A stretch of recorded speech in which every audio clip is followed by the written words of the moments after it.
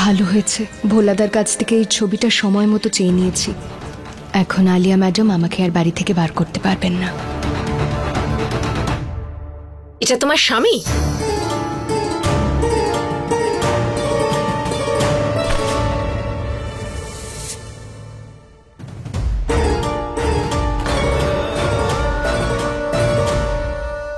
হ্যাঁ,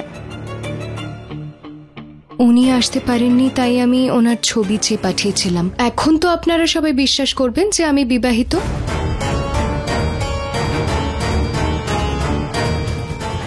দেখুন, পুজোর সময় হয়ে গেছে। মা, তুমি এখানে এসে বসো।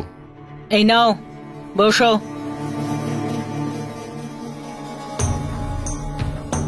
এসো।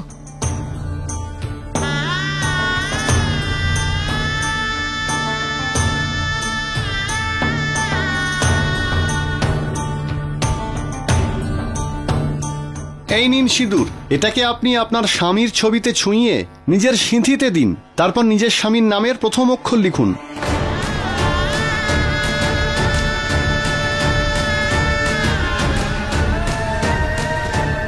স্বামীর নামের প্রথম অক্ষর? ফটো থাকলে তো নামটাও থাকবে, তাই না?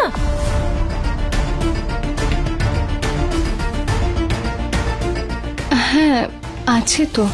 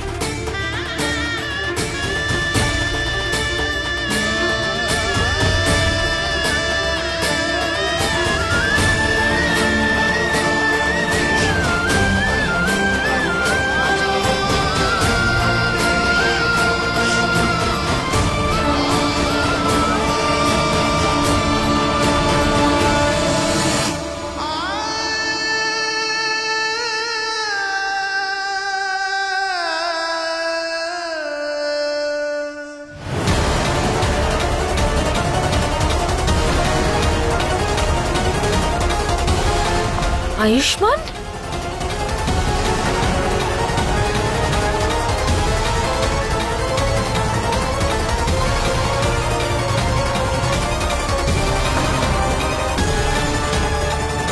এই মেয়ে, তোমার স্বামীর নাম আ দিয়ে শুরু হয়?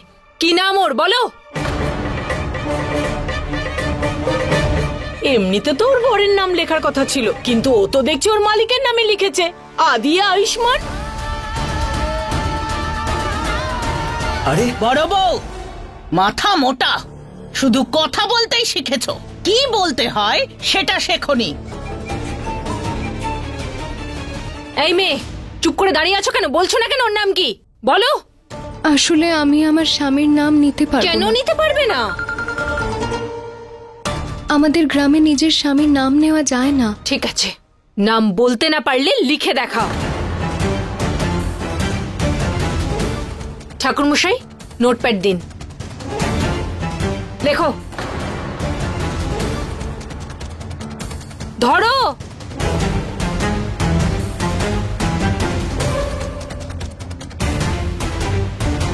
কিন্তু আপনি আমার স্বামীর নাম জেনে কি করবেন? আপনার তো এটাই জানার ছিল না যে আমি বিবাহিত কিনা। তো এই তো সেটার প্রমাণ, এই তো ছবি, দেখুন। তাহলে এখন নামের সাথে কি সম্পর্ক? সম্পর্ক আছে,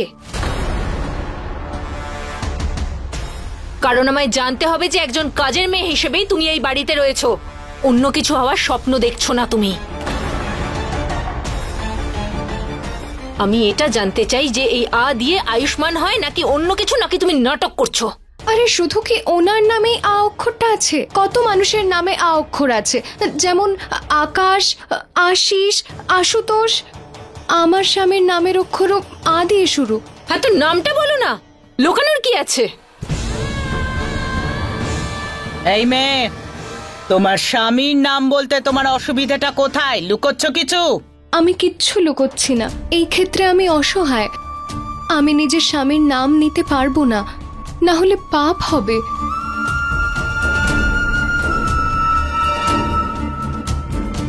একটা কাজ করো, স্বামীর সঙ্গে আমার কথা বলাও। ফোনটা দাও তোমার।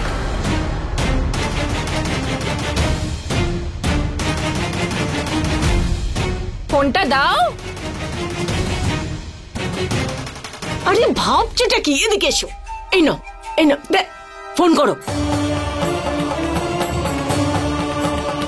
ফোন করো। না, আমি ওনাকে ফোন করতে পারবো না। উনি আমার উপর রেগে আছেন, তাই এখন উনি আমার সঙ্গে কথা বলতে চান না। আমার তাতে কিচ্ছু যায় আসে না। ফোন করো তুমি এক্ষুনি। আমিও তোমার স্বামীর সঙ্গে কথা বলতে চাই। সেদিনও কিন্তু ওর সাথে আমার কথা হয়নি। আমি শুধু জানতে চাই যে ও আজ এলো না কেন। ফোন করো।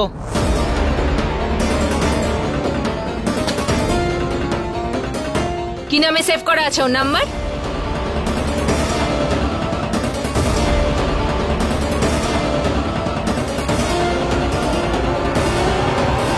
এক মিনিট, আদিয়া তো এখানে কোনো নামই সেভ করা নেই। কি নাম দিয়ে সেভ করেছো নিজের স্বামীর নাম্বার?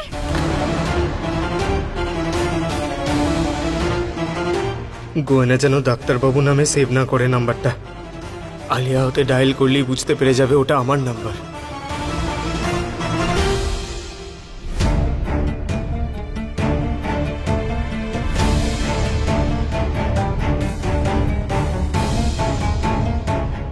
এই যে ওনার ফোন নাম্বার।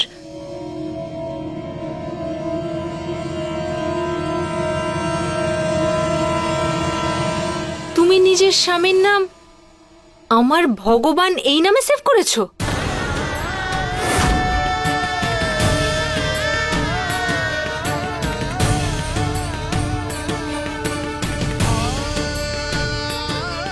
আমার স্বামী আমার কাছে আমার ভগবানের মতো, তাই জন্যই এটা লিখেছি।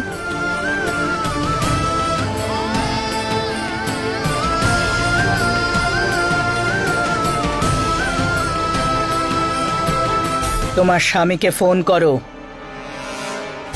উফ, বাঁচা গেল। সেদিন পিসিমা যখন আমাকে দিয়ে ফোন করিয়েছিলেন, তারপরেই আমি ডাক্তারবাবুর নাম্বার আমার ভগবান বলে সেভ করেছিলাম ফোনে। আর যতক্ষণ ডাক্তারবাবু নিজে থেকে না বলবেন যে আমি ওনার স্ত্রী, আমি এই সত্যিটা কাউকে বলতে পারবো না।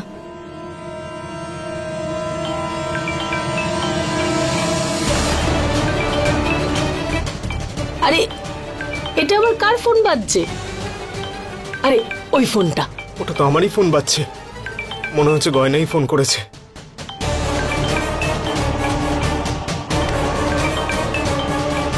আরে এটা তো আমার ফোন।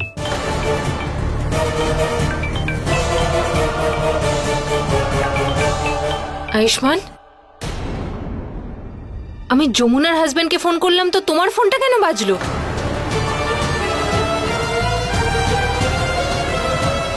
আয়ুষ্মান। আরে যমুনা না, দাদাকে আমি ফোন করছিলাম। তুমি ফোন কেন তুলছো না?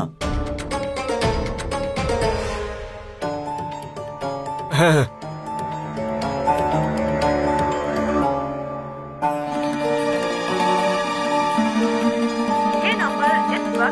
এ কি, দ্বিতীয়বার ফোন করলাম তো বিজি দেখাচ্ছে।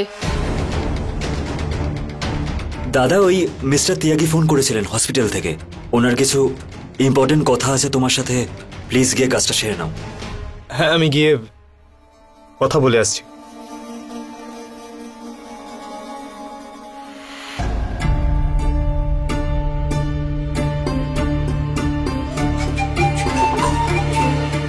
এইবার তোমার স্বামীর ফোনটা লাগলো না, তার মানে এই নয় যে আমি তোমাকে ছেড়ে দেব।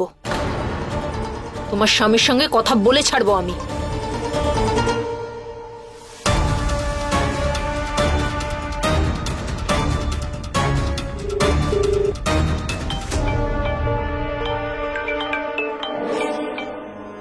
ফোনটা তো তুলতেই হবে, নাহলে আলিয়া জানি না এরপর আর কি কি করবে। কথা তো বলতেই হবে। কিন্তু ও যদি আমার আবার চিনে নেয় তাহলে?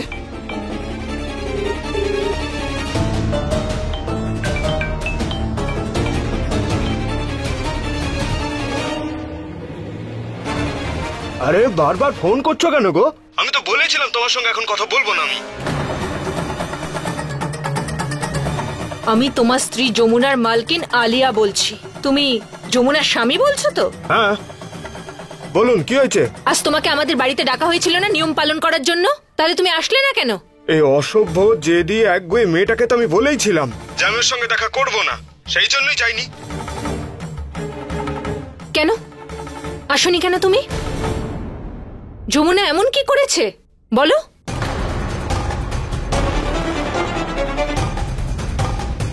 বলো না, ওর উপর রাগ করেছো কেন? কেন?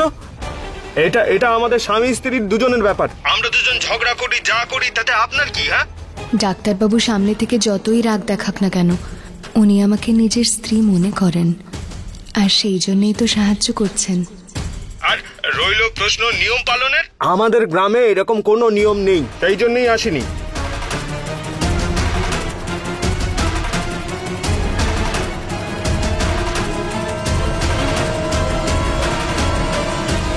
এই ছেলে, আমি জানকী দেবী বলছি।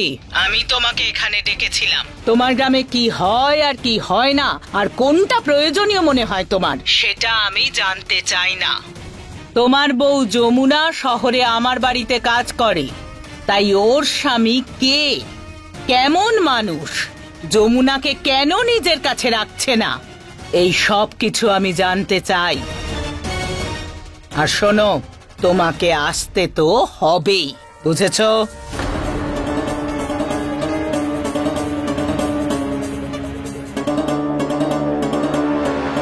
শোনো, কাল জন্মাষ্টমী, আর কাল যদি তুমি এখানে না আসো তাহলে পরশু আমি তোমার বউকে নিয়ে তোমার গ্রামে হাজির হব।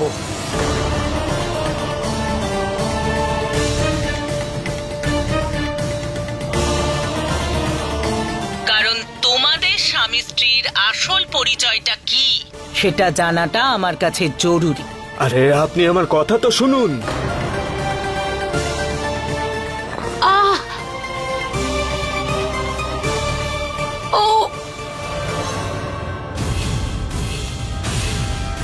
আমার যা বলার ছিল বলে দিয়েছি, এবার সবাই কান খুলে শুনে রাখো।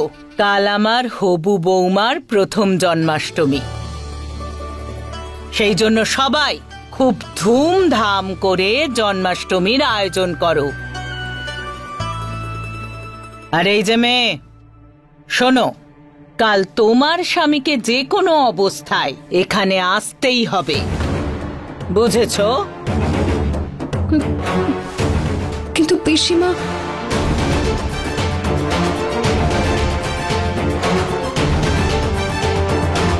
আরে জেঠিমা, কি হয়েছে?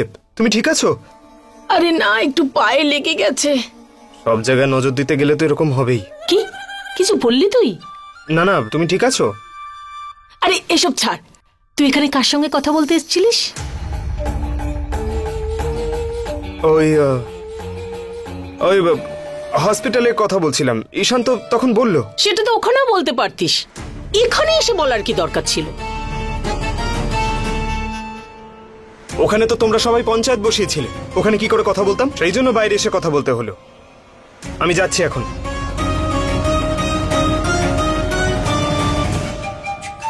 কিছু না কিছু তো গন্ডগোল আছে, আর সেটা কি আছে সেটা আমি বের করেই ছাড়ব।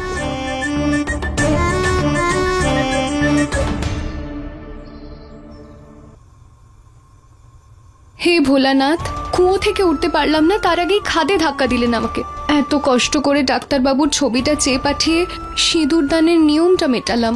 কাল জন্মাষ্টমীর দিন আবার আমাকে স্বামীকে আনতে বলে দিল। কোথা থেকে আনবো আমি স্বামীকে এবার? বলতে গেলে এত কাছে রয়েছেন ডাক্তারবাবু আমার, কিন্তু উনি তো সামনে আসতে প্রস্তুতই নন।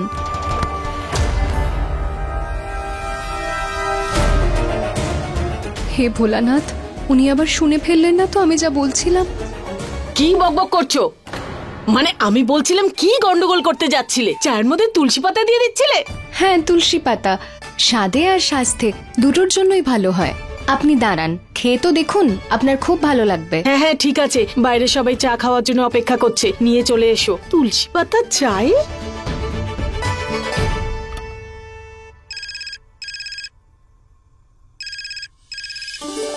মায়ের ফোন। হ্যালো মা। গয়না, কেমন আছিস মা তুই? আমি ভালো আছি মা, তুমি কেমন আছো? আমি একদম ঠিক আছি। ভালো না থেকে পারি? তুই তো টাকা পাঠিয়েছিস না। ভোলা আমায় খুব ভালো করে চিকিৎসা করিয়েছে, আমি একদম ঠিক আছি।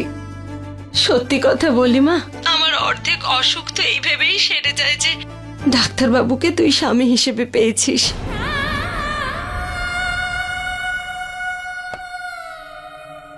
আমার সত্যি মনে হচ্ছে কিছু গড়বড় আছে। এই যমুনা আর ওর স্বামী, ওরা নিশ্চয়ই কিছু একটা লুকোচ্ছে। আমি বলছি ওদের উপর ভরসা করা যায় না। আলিয়া, প্রত্যেকবার তুমি ওই যমুনাকে নিয়েই কথা বলবে? মানে তুমি নিজের বিষয়ে কথা বলতে পারো না কখনো?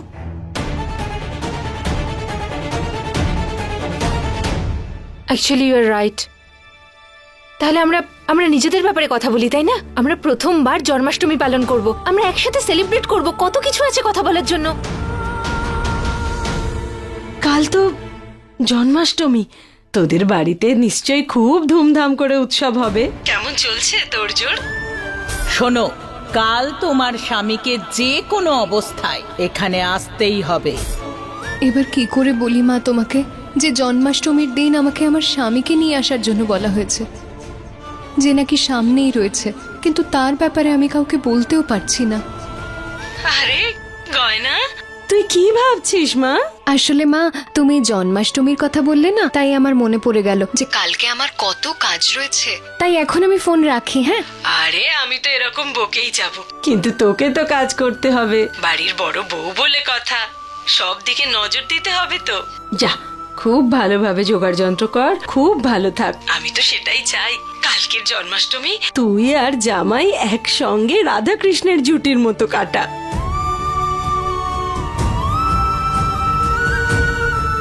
রাধা কৃষ্ণের জুটি কি করে হবে মা? এখনো পর্যন্ত তো তোমার মেয়েকে বউয়ের অধিকারই দেওয়া হলো না এই বাড়িতে।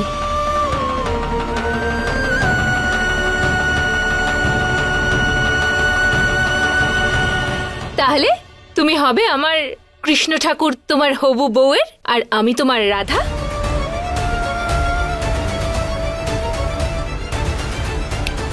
আরে এত কি ভাবছো? রাধা কৃষ্ণের জুটি তো আমাদের দুজনের হবে, তাই না? এখন আমি যাচ্ছি, আমার প্রচুর কাজ আছে। ঠিক আছে, আই উইল সি ইউ।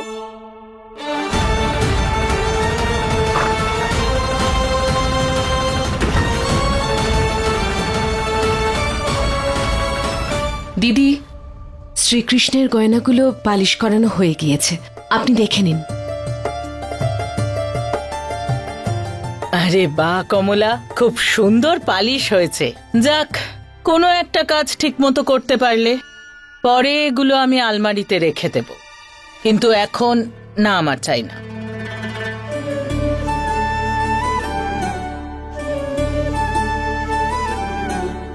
আমার ভাগের কন্ট্রিবিউশন। খুব ভালো।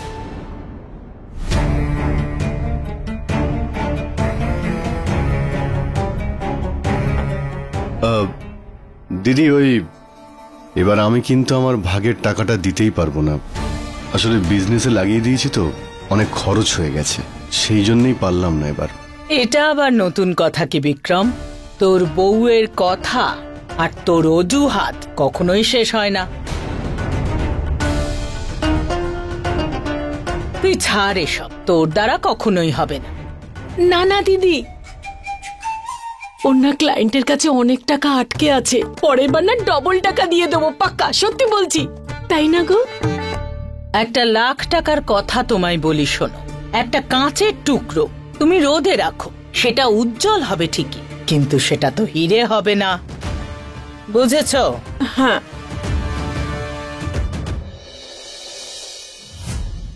পিসি, আমি একটা ফ্যামিলি হসপিটালে ক্যাশিয়ারের জব করা শুরু করেছি। এইবার না পারি, কিন্তু পরের বার আমি নিশ্চয়ই কন্ট্রিবিউট করব। তাতে এত বড়াই করবার কি আছে? যে টাকা রোজগার করবে তা তো দিদির হসপিটাল থেকেই। রাঘব,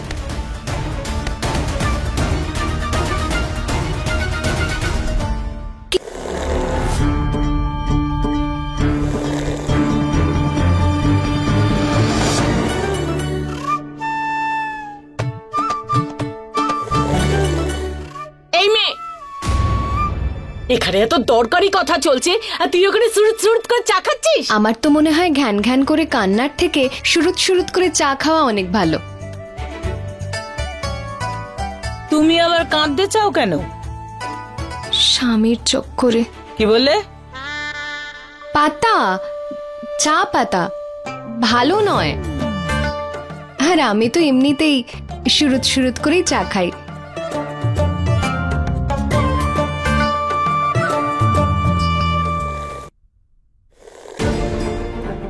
এই কাপটা কিসের জন্য আছে? চা যদি খেতে হয় কাপে খাও।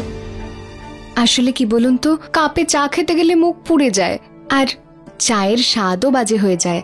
আর আপনি এইভাবে চা খেয়ে দেখুন, আপনি ভালোবেসে ফেলবেন আমাকে। এই মেয়ে,